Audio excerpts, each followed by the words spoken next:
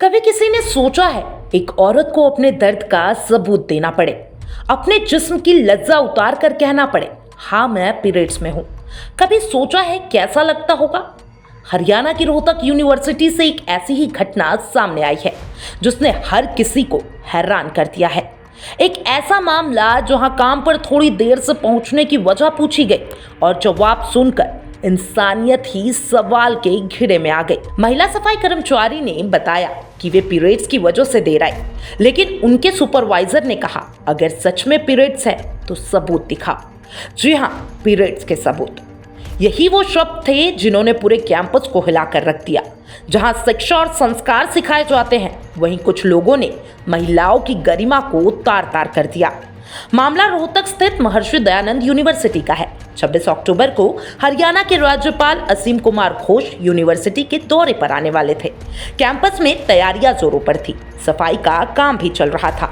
इस दौरान कुछ महिला कर्मचारी थोड़ी देर से पहुंची। सुपरवाइजर विनोद कुमार और जितेंद्र कुमार ने उन्हें रोक लिया और पूछा क्यों लेट आई।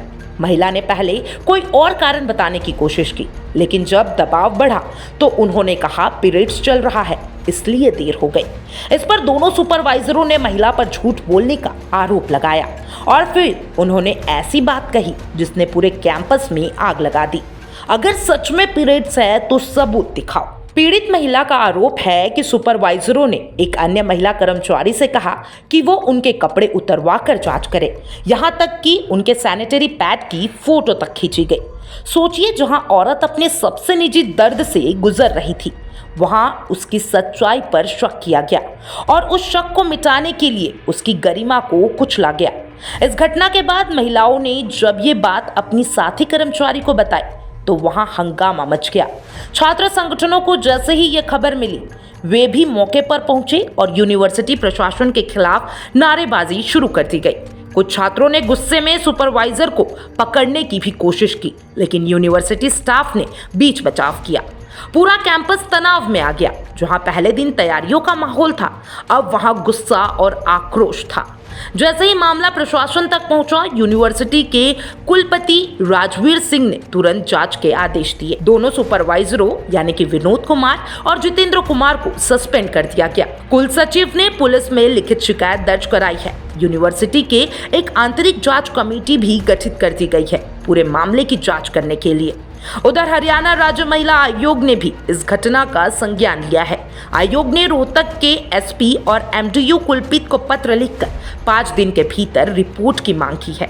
इस घटना की खबर जैसे ही बाहर आई, सोशल मीडिया पर लोगों का गुस्सा फूट पड़ा। लोगों ने लिखना शुरू किया, ये सिर्फ महिला का नहीं, इंसानियत का अपमान है। एमडीयू में जो हुआ वो शर्मनाक है और दोषियों को सजा मिलनी चाहिए। कई महिला संगठनों ने इसे पीरियड शेमिंग का सबसे भद्दा उदाहरण बताया है। वहीं कुछ छात्र संगठनों ने मांग की है कि सिर्फ जांच नहीं बल्कि सुपरवाइजरों के खिलाफ एफआईआर भी दर्ज की जाए। यह घटना सिर्फ एक यूनिवर्सिटी की नहीं है, ये उस सोच का आईना है जो आज भी समाज में मौजूद है, जहां पीरियड्स को एक सामान्य जैविक प्रक्रिया के बजाय शर्म और झिझक का विषय बना दिया गया है।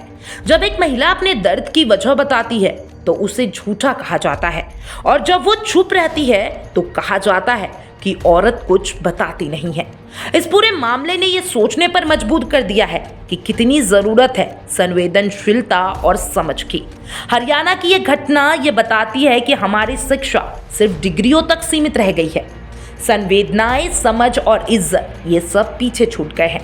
किसी यूनिवर्सिटी में, किसी दफ्तर में अगर एक महिला को अपने पीरियड्स का सबूत देना पड़े तो ये सिर्फ उनकी ही नहीं, पूरे सिस्टम की हार है। यूनिवर्सिटी प्रशासन का कहना है कि घटना की जांच निष्पक्ष रूप से की जाएगी और जो भी दोषी होगा उसके खिलाफ सख्त कार्रवाई की जाएगी। देखिए, कुलपति ने भी अपना जवाब दिया है। कुलपति ने कहा कि यह घटना बेहद दुर्भाग्यपूर्ण है और यूनिवर्सिटी महिला की गरिमा की रक्षा के लिए प्रतिबद्ध है। वहीं महिला आयोग की चेयरपर्सन ने कहा कि यह मामला बेहद गंभीर है, इस पर सख्त से सख्त कार्रवाई होगी ताकि आगे कोई ऐसी हरकत करने की हिम्मत ना कर सके। आज जब महिला हर क्षेत्र में आगे बढ़ रही है, ऐसे में ऐसी घटनाएं हमारी प्रगति पर सवाल खड़े करती है।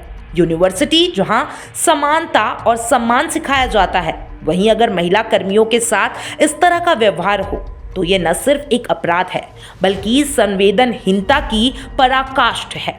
सवाल सिर्फ इतना है, क्या हम इस दौर में लौट रहे हैं जहां महिलाओं को अपनी सच्चाई साबित करने के लिए अपनी गरिमा कुर्बान करनी पड़ी? अब देखना यह है कि क्या प्रशासन इस शर्मनाक घटना पर सख्त कदम उठाएगा या फिर ये मामला भी कुछ दिनों बाद फाइलों में दबकर रह जाएगा। इंसाफ सिर्फ सजा से नहीं मिलता, इंसाफ तब मिलेगा जब हर औरत खुद को सुरक्षित और सम्मानित महसूस करेगी।